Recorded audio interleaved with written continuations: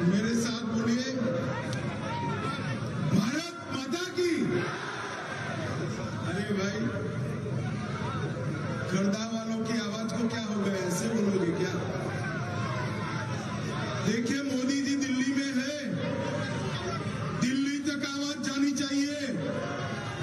दोनों हाथ उठाइए मेरे साथ, सभी लोग हाथ उठाएं, परिवर्तन के संकल्प की मुट्ठी बींचो और प्रचंड आवाज से बोलिए, भारत माता की, भारत माता की, भारत माता की। मंच पर उपस्थित मोदी जी की मंत्रिपरिषद में मेरे साथी, भारत सरकार के पेट्रोलियम मंत्री धर्मेंद्र प्रधान जी, जिनको जिताने के लिए मैं यहां पर आया हूं, खड़दा विधानसभा के हमारे प्रार्थी शिलभद्र दत्ता जी, शिलभद्र जी आगे आइए, आगे आइए। सभी लोग शिलभद्र जी के लिए ताली बजाइए जरा, इनको प्रचंड बहुमत से जिताना है। हमारे श्री किशोर कार जी, देवाशीष दास जी, अनुरुद्ध डे जी, दिलीप मंडल जी, समीर सेवली जी, मलाय चक्रवर्ती जी, सोमनाथ गुण जी, बलराम शो जी, पीएन पाठक जी, और आज इस सभा में इतनी बड़ी संख्या में उपस्थित प्यारे भाइयों, बहनों, माताओं और मेरे जिगर के टुकड़े जैसे युवा मित्रों, सबसे पहले मैं आप सभी को बंगाल के नए वर्ष की बहुत बहुत शुभकामनाएं देना चाहता हूं। बहुत बहुत आप सभी को नया साल शुभ हो। मित्रों, आज जब मैं आया हूं तब सबसे पहले सुरेंद्रनाथ बंदोपाध्याय, हमारे सतीश चंद्र दास गुप्ता और वंदे मातरम के कवि, महान लेखक बंकिम चंद्र चट्टोपाध्याय को स्मरणांजलि देकर मेरी बात की शुरुआत करना चाहता हूं। मित्रों, आज मैं यहां आया हूं तब लगभग 4 चरण के चुनाव समाप्त हो चुके हैं। 4 चरण के चुनाव में मैं आपको एक समाचार देने के लिए आया हूं। भारतीय जनता पार्टी 92 से ज्यादा सीटें जीतकर यहां 200 से ज्यादा सीटों के साथ। और दीदी, मेरी बात ध्यान से सुन लो आप, 2 तारीख को आपकी विदाई निश्चित है। 2 तारीख को आपका जाना है। भारतीय जनता पार्टी का डबल सेंचुरी लगाना तय है और दीदी को डबल फिगर में आना भी तय है। मित्रों, मैं ज्यादा लंबी बात करना नहीं चाहता। मैं आपसे कुछ सीधा सवाल जवाब करना चाहता हूं। आप मुझे बताइए, बंगाल में क्या आप ऐसी सरकार चाहते हैं जिसके लिए दुर्गा पूजा करने के लिए हाई कोर्ट की परमिशन चाहिए? जरा जोर से बोलिए, ऐसी सरकार चाहते हैं? उखाड़ कर फेंक दो इस सरकार को।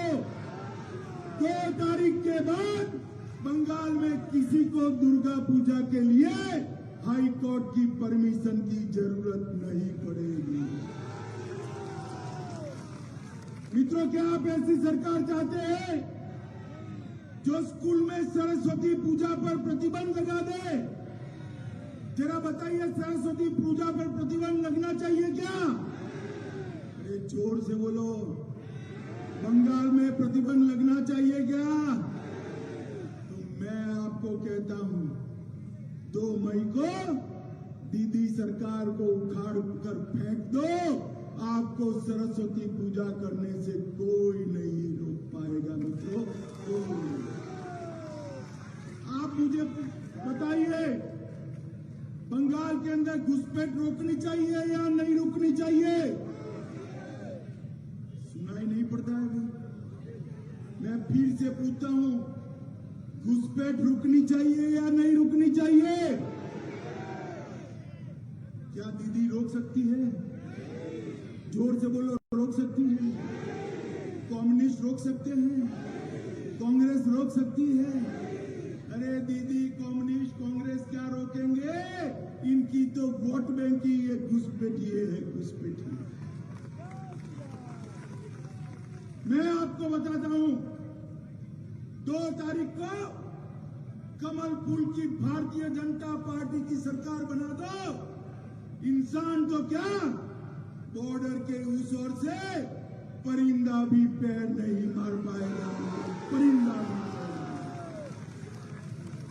मुझे एक बात बताइए भाई, ये हमारे जो बंगाली भाई नामशूद्र समाज के, मतवा समाज के और समाज के शरणार्थी बनकर आए हैं, उनको नागरिकता देनी चाहिए या नहीं देनी चाहिए? देनी चाहिए ना मित्रों। 70 साल से हमारे भाई बंगाल के अंदर आए हैं, उनको नागरिकता नहीं मिली। आजादी के वक्त कांग्रेस पार्टी ने, आजादी के वक्त अरे सुनो भाई, सुनो सुनो सुनो सुनो। आजादी के वक्त कांग्रेस पार्टी ने वादा किया, महात्मा गांधी, सरदार पटेल, जवाहरलाल नेहरू, मौलाना आजाद, मगर 73 साल हो गए, किसी ने उनको नागरिकता नहीं दी, क्योंकि ये दीदी अपनी वोट बैंक से डरती। 70 साल से लोग अपने ही देश में पराये होकर बैठे। मैं आपको बताना चाहता हूं, 2 मई को आप भाजपा की सरकार बना दो, ये सारे हमारे भाइयों को नागरिकता भी देंगे, सम्मान भी देंगे और गले से भी लगाकर उनको अच्छे से चुनेगा। मित्रों, सीए का विरोध दीदी इसलिए कर रही है कि उनको अपनी वोट बैंक का डर। मगर दीदी, हम भाजपा वाले वोट बैंक में नहीं मानते हैं। ये देश का जो नागरिक है वो ही हमारा वोट बैंक है। ये देश का जो नागरिक है वो ही हमारा। और इसलिए जैसे ही यहाँ भाजपा सरकार बनेगी, बंगाल में जितने भी शरणार्थी है वो सबको नागरिकता देने का रास्ता हम प्रशस्त कर देंगे, उनको नागरिकता। भैया मुझे बताओ, एक कट मनी वाली सरकार चाहते हो क्या? जोर से बोलो, चाहते हो क्या? ये सिंडिकेट वाली सरकार चाहते हो क्या? ये अम्पाम का चावल चोर जाने वाली सरकार चाहते हो क्या?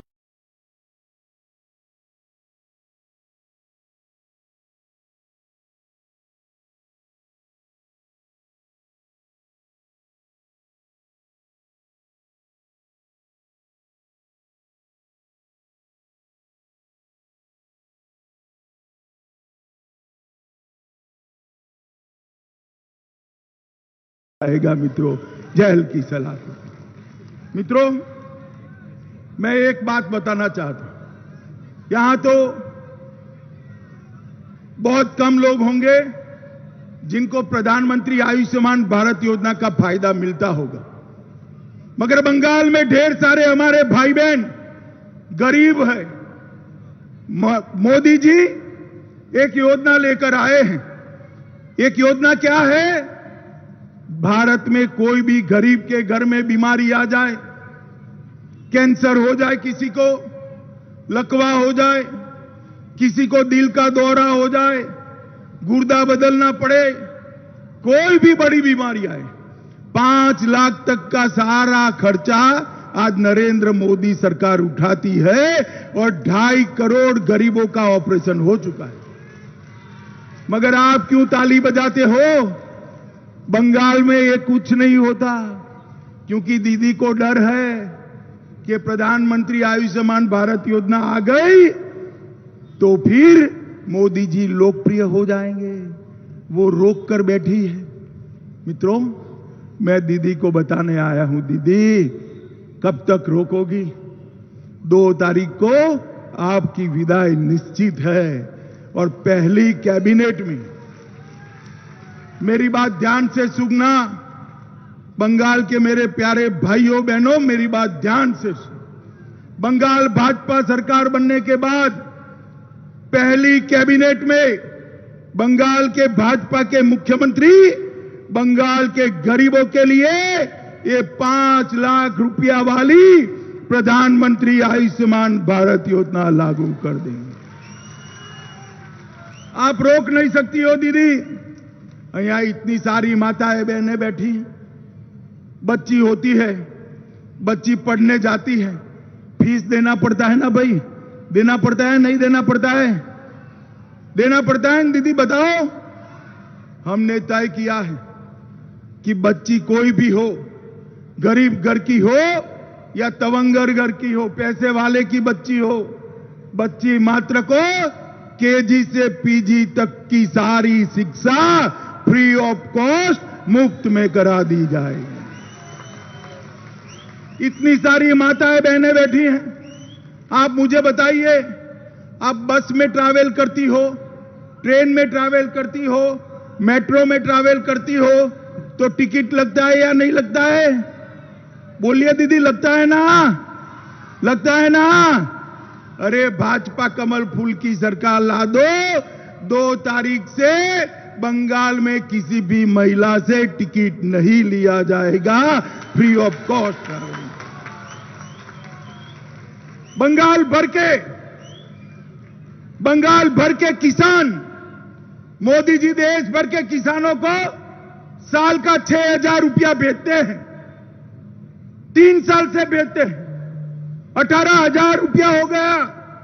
मगर बंगाल के किसान को नहीं मिला, क्योंकि दीदी मिलने नहीं देती है। 18,000 करोड़ रुपया बंगाल के किसान का गया। मगर किसान भाइयों बहनों को और बंगाल की जनता को मैं बताना चाहता हूं, आपकी फूटी कौड़ी भी जाने वाली नहीं है। 2 मई को आप सरकार बना दीजिए, भाजपा सरकार एक साथ एक ही सप्ताह में 18,000 रुपया हर किसान के खाते में डायरेक्ट ट्रांसफर कर देगी। मित्रों, मैं इतना बताना चाहता हूं कि नरेंद्र मोदी जी ने अलग अलग प्रकार की 115 योजनाएं बनाई। कितनी बनाई है भाई? 115 स्कीम बनाई है। मगर ये 115 स्कीम नीचे नहीं आती है, दीदी तो 115 स्कैम करने में बिजी है। नरेंद्र मोदी जी के मन में 24 घंटा देश और बंगाल का गरीब, देश और बंगाल की जनता का भला है, और दीदी के मन में 24 घंटा मेरा भाईपो मुख्यमंत्री कब बने, मेरा भाईपो मुख्यमंत्री कब बने, मेरा भाईपो मुख्यमंत्री कब बने। भाई बताओ मुझे, ये भतीजा कल्याण वाली दीदी चाहिए या गरीब कल्याण वाला मोदी चाहिए? जोर से बोलो कौन चाहिए? और जोर से बोलो कौन चाहिए? और जोर से बोलो कौन चाहिए? मित्रों,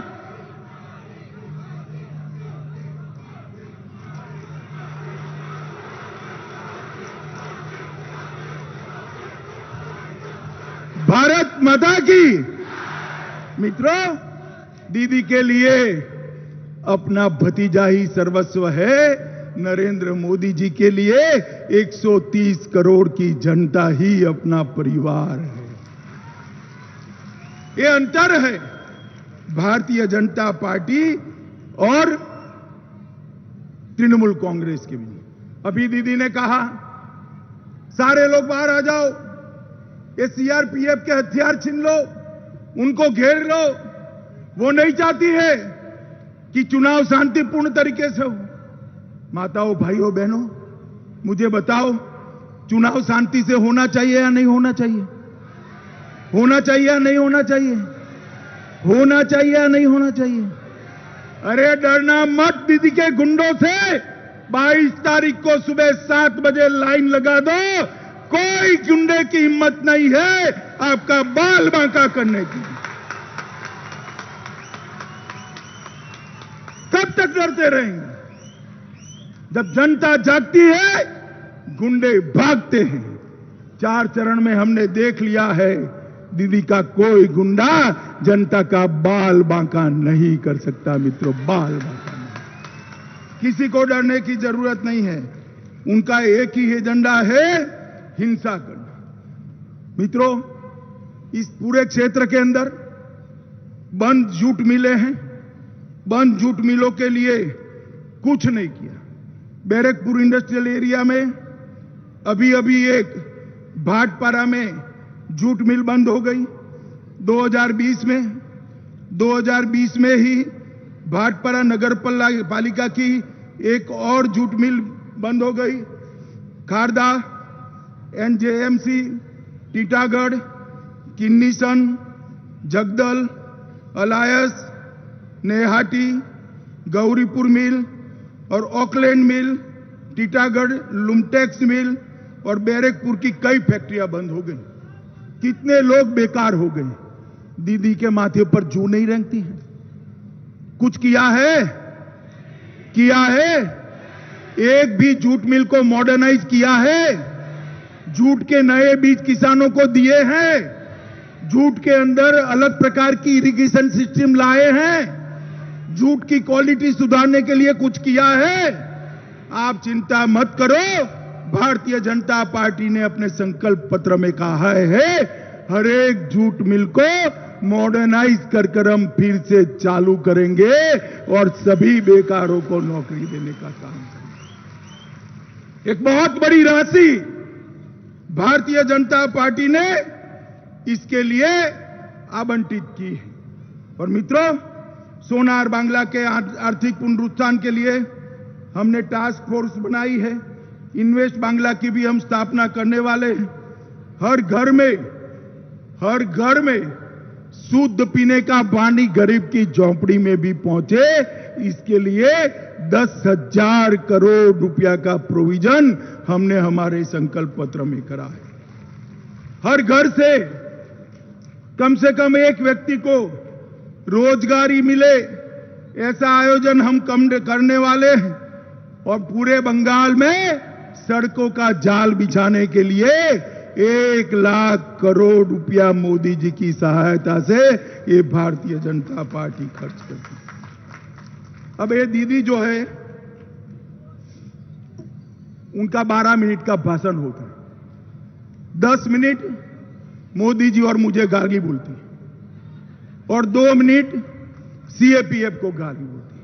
मैं उनको पूछना चाहता हूं, दीदी हम तो आप जो कहती है वो सब मान लेते हैं, हम लोग अच्छे लोग नहीं है, चलो भाई आपकी बात मान लेते हैं, मगर आप बंगाल के लिए क्या करोगी वो तो बोलो जरा।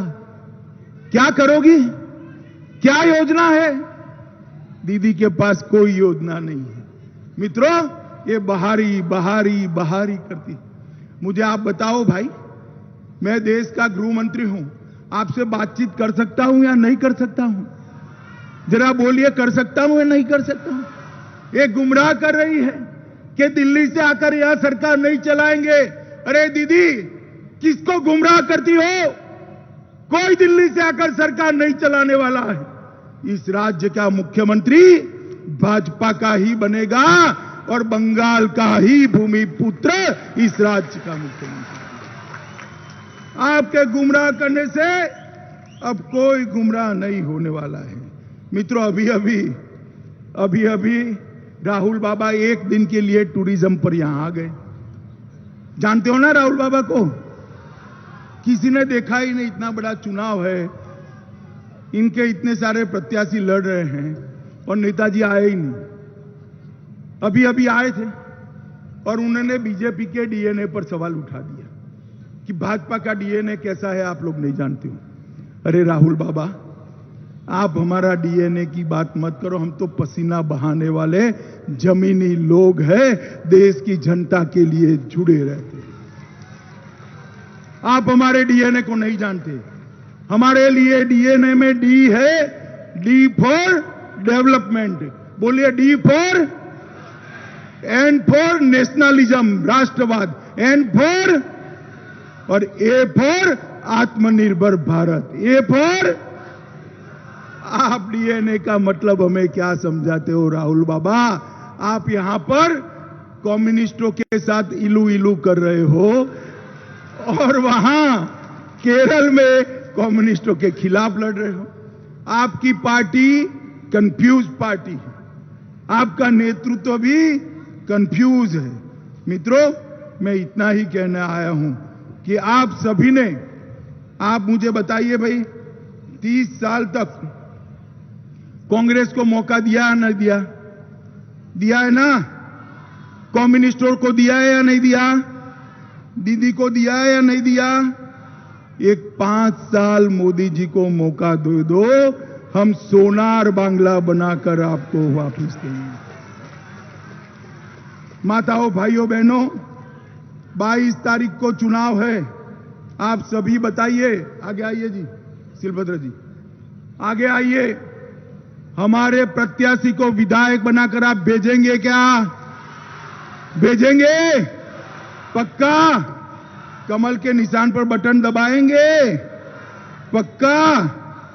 देखो भाई, कमल के निशान पर बटन तो आप यहीं दबाना, मगर इतने गुस्से के साथ दबाना कि बटन यहां दबाओ, करंट कलकत्ते में दीदी को लगे। दीदी को दबाएंगे, मोदी जी के हाथ मजबूत करेंगे, 200 से ज्यादा सीटों के साथ भाजपा सरकार बनाएंगे, सोनार बांग्ला बनाएंगे, घुसपैठियों को रोकेंगे, शरणार्थियों को नागरिकता देंगे। तो मेरे साथ दोनों हाथ उठाइए, उठाइए दोनों हाथ, विजय के संकल्प की मुट्ठी भींचिए और प्रचंड आवाज से बोलिए, भारत माता की, भारत माता की, भारत माता की, वंदे वंदे वंदे।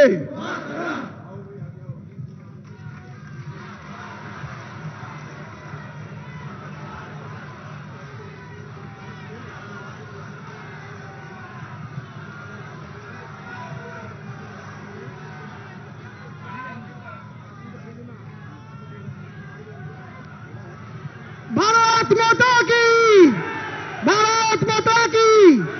ধন্যবাদ ওনার মূল্যবান বক্তব্য রাখার